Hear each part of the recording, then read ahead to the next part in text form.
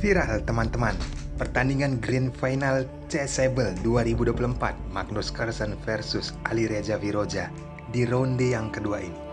Di pertandingan yang pertama ataupun ronde pertama, Alireza berhasil memenangkan permainan.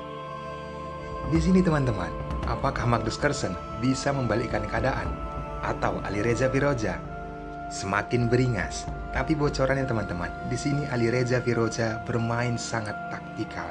Untuk itu, siapkan konsentrasi tinggi, ambil pelajaran pentingnya. Dan bagi teman-teman yang baru bergabung di Jari Pelawi Chess, welcome.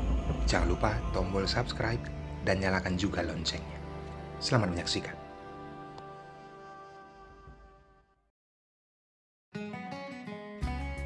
Alireza Firoza Elo rating 2840 memulai dengan pion E4. Magnus Carlsen Elo rating 2885 pion C6. Putih pion ke D4 dan hitam pion D5 mengajak pertukaran. Di sini pembukaan Caro-Kann defense terlihat di papan. Balasan dari Alireza Firoza menolak pertukaran pion, memainkan pion E5. Magnus Carlsen gajah ke F5, putih kuda ke F3. Permainan berlanjut, pion E6 dan putih gajah ke E2, persiapan rokade Sai Praja. Setelah pion A5 dimainkan, dihambat langsung oleh pion A4. Magnus Carlsen mengaktifkan kuda ke D7, barulah Alireza Firoza rokade Sai Praja.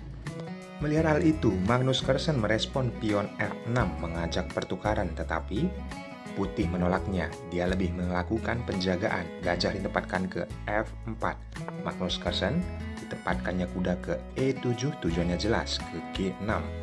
Tujuannya mengincar gajah petak putih yang dimiliki oleh Alireza Firoza.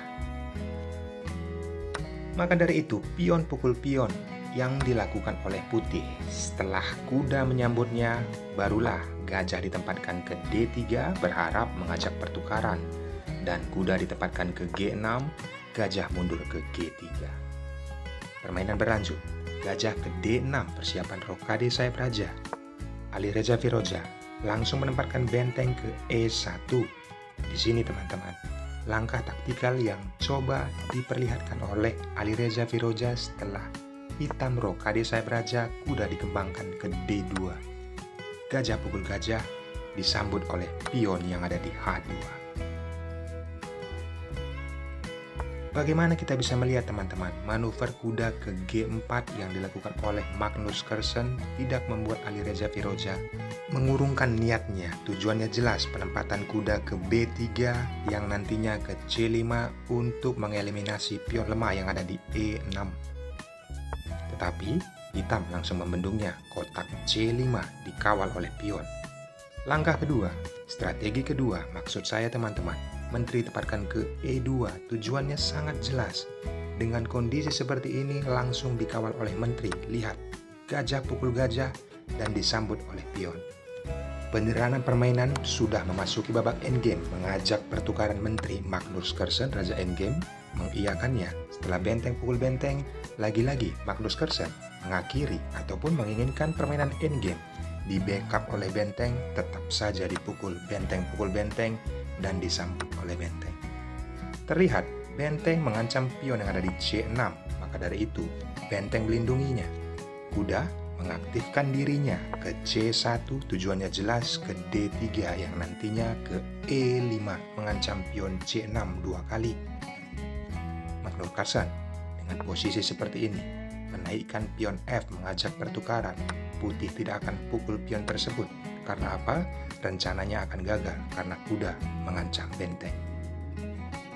Maka dari itu, Alireza Firoza melihat ini dengan jelas. Dia mengabaikan mengajak pertukaran pion. Di sini dia masuk ke tujuan awalnya, kuda ke D3, tujuannya ke E5. Pion pukul pion dan disambut oleh pion. Magnus Carlsen mencoba bertahan menyelamatkan pionnya. Setelah kuda ke F6, di sini kuda ke E5. Tujuan Magnus Carlsen berhasil menghantam pion lemah walaupun terlihat kuda pukul kuda dan langsung disambut oleh kuda. Apa respon yang dilakukan oleh hitam? Walaupun terlihat menaikkan pion C1 langkah mengajak pertukaran pion, tetapi putih tetap mendapatkan keuntungan 1 pion. Benteng pukul pion, dan di sini pion pukul pion. Sebelum mengeksekusi pion yang ada di D4 terlebih dahulu, kuda menempatkan ke C6, tujuannya mencakar benteng dan raja. Raja menghindari hal tersebut. Tempo skak dilakukan oleh Alireza Firoza. Raja mundur ke E8, dan di sini kuda pukul pion. Benteng mencoba mengancam kuda, tetapi mudah saja pion C3 melindungi kuda. Di sini hitam memakan pion dan putih memakan pion. Benteng tempo skak, raja naik ke F2. Hitam mencoba mengambil pion B2, tetapi dikawal oleh benteng ke B7. Hitam tempo skak oleh kuda. Di sini penempatan raja ke E3. Karena apa teman-teman? Setelah kuda pukul pion, raja putih harus bergerak. Karena apa? Jika kita ambil langkah sederhana, putih memainkan pion G4, maka jelas benteng pukul pion. Pada saat benteng pukul benteng, kuda kembali mencakar benteng tempo skak yang dilakukannya. Terlihat teman-teman, di sini jelas kualitas ataupun pion unggul 1 yang dimiliki oleh hitam. Maka dari itu, Alireza Firoza tetap menggeser rajanya ataupun menaikkannya ke F4. Setelah kondisi kuda mengancam 2 kali pion yang ada di B2, pion tersebut naik 1 langkah mengancam kuda. Dan benteng ke E1. Ada problem teman-teman. Apabila pion pukul kuda, maka tetap saja benteng tempo skak kuda putih akan didapatkan kembali.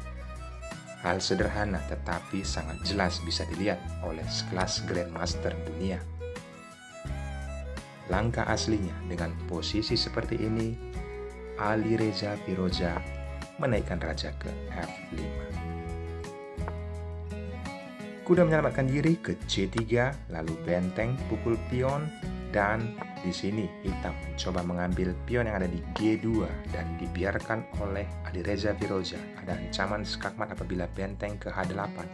Maka dari itu, raja bergeser ke F8. Di sini kuda tetap ada ancaman skakmat dan tempo skak dilakukan oleh Magnus Carlsen. Raja bergeser ke F6. Lagi-lagi teman-teman, dengan kondisi kuda skak untuk raja putih saat raja bergeser ke G6, ada ancaman skakmat benteng ke H8. Maka dari itu raja bergeser ke E8, tempo skak dilakukan oleh benteng. Di sini raja bergeser kembali ke D8, benteng mengancam pion dan pion dilindungi oleh benteng ke D1.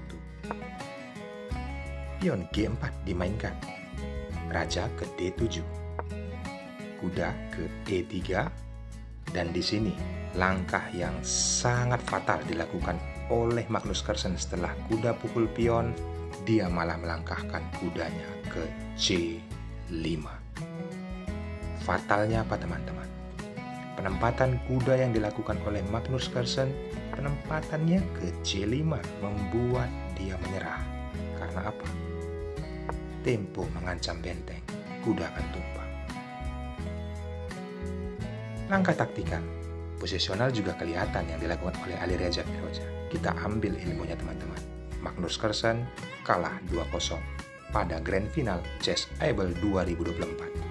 Saya sudah menganalisir pertandingan sesederhana mungkin. Jika dilanjutkan permainan ini, jelas putih akan menang. Ucapkan terima kasih kepada channel ini teman-teman. Cukup subscribe dan nyalakan juga loncengnya. Jangan lupa subscribe, karena itu penting. Berikan juga komentar yang positif. Bye-bye.